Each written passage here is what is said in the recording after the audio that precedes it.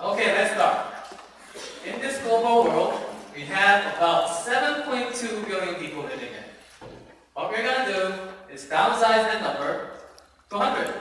And then we're going to line them up in a line. Their height is dependent on how much money they get. The first guy would be about a centimeter tall. And the line goes on.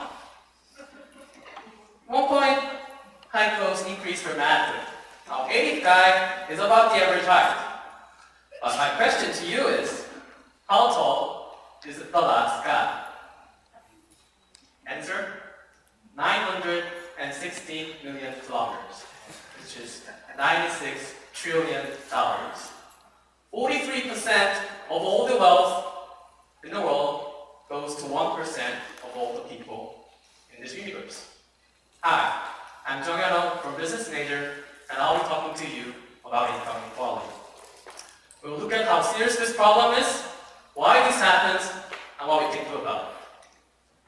Do you guys feel that your pay is always the same while all the other prices increase?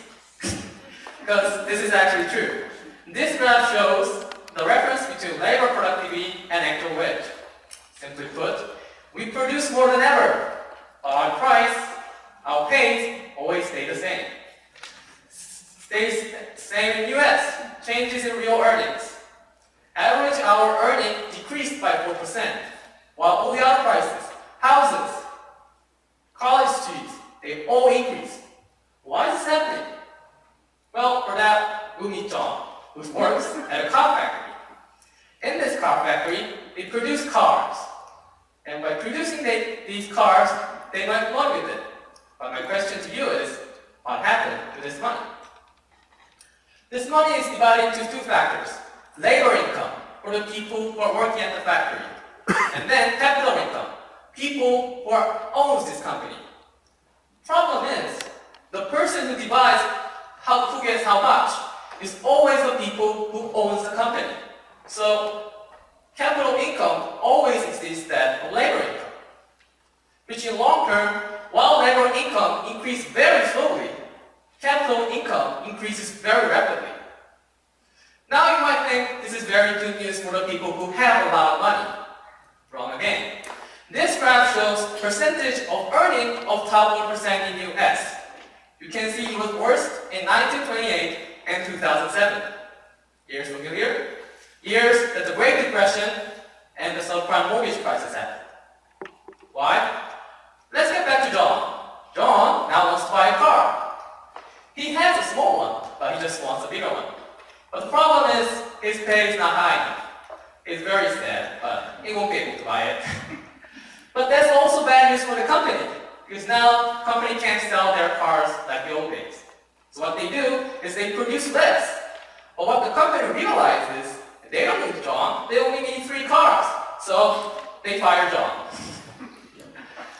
Now poor John realizes that he can't even maintain the only one car he has, so he put his car for sale.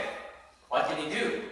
But the real problem is that because now people are trading each other's cars, the company can't sell any more cars. A company that can't sell any more cars, well, that's pretty much the end for it. Because the John and the company works like a gear in an engine, one falling apart means the other falling apart as well, or what we call in economic term, economic circulation. Okay, so what can we do about it? Well, actually the answer is really, really simple. Redistribution through taxes. Is this going on around? No. And do you know why? Because of us. Because we learned that if we put our money in our bank, everything will be fine. Our mother told us that if we put a dime in our piggy bank, if we work hard, if we try our best, parents told us that we're going to be rich. Which is not true. Regardless of how hard you try, you won't get the money, you won't get the pay that you deserve. Only way is for you to get the money you deserve is by knowing how serious this problem is, how this money works, how market works, how market is so unfair that the rules only apply to the people who have money. Many inequality is bad. I think so too.